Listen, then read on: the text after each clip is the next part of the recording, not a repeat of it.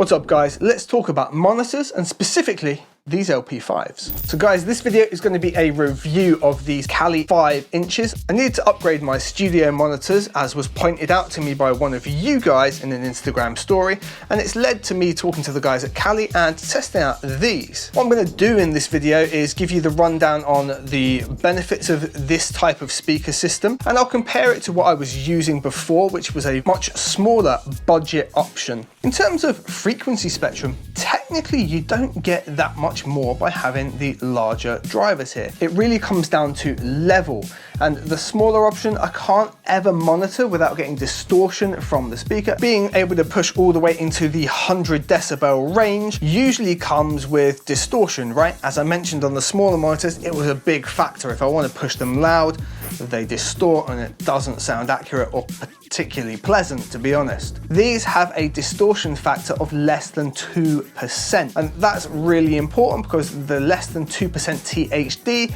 is generally regarded as inaudible, especially on a complex audio signal like music. What I have noticed a huge amount is having the three-way driver on the Kalis here. I get a much more accurate top end rather than the single tweeter having to do all of the work. That three-way split is making a massive difference in the detail of what I get in the high end, especially when referencing music. My way of getting used to these speakers was to get my playlist on Apple Music, streaming that in lossless audio format. I could really hear way more detail when switching between the two using an A/B method. I hope if we have a quick listen to A and B of the room example here, you can hear that difference when I switch between the two. So it's recorded with an XY pair and was level matched. Hold up, don't get lost in the sauce. Jedi mind tricks, don't get lost in the force. Hungry for the money, free course meal. I send my name for the bill, and I'ma pay that, always keep it real. I'm independent, I don't need no deal. I'm jaws on the beat, I got flow that kills. Do my team with a few G's. Hold up, don't get lost in the sauce. Jedi mind tricks, don't get lost in the force. Hungry for the money, free course meal. I send my name for the bill, and I'ma pay that, always keep it real. I'm independent, I don't need no deal. I'm jaws on the beat, I got flow that kills. Do my team with a few G's. Hold up, don't get lost in the sauce. Jedi mind tricks, don't get lost in the force. Hungry for the money, free course meal. I send my name for the bill, and I'ma pay that, always keep it real. I'm independent, I don't need no deal. I'm jaws on the beat, I got flow that kills. Do my team with a few G's. Hold up, don't get lost in the sauce. Jedi mind tricks, don't get lost in the force. Hungry for the money, free course meal.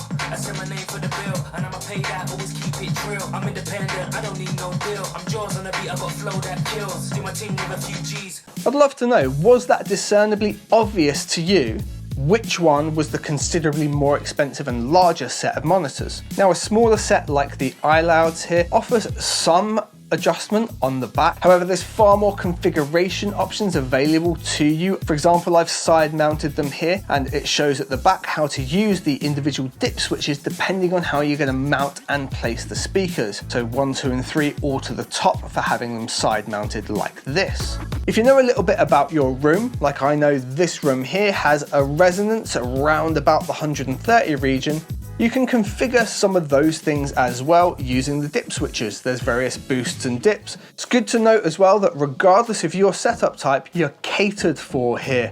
You've got RCA in, you've got TRS jack in, or you've got XLR in. Build quality wise, these things are absolutely superb. However, the same can't be said for the way they were boxed. It seems that Kali's ethos is put as much into the speaker as possible rather than the packaging, and I for one am a fan of that. All in all, I rate these monitors as very good. The fact that I can drive them up really loudly, there's no distortion, it's nice and clear. When using my reference tracks, the high end is just considerably more detailed. All in all, I think these are incredibly well priced for what they offer. They give a nice balanced feel. The fact you've got that three-way split giving you fantastically detailed high end at this price point is really, really good. And thank you very much for taking the time to watch. I hope this was helpful for you.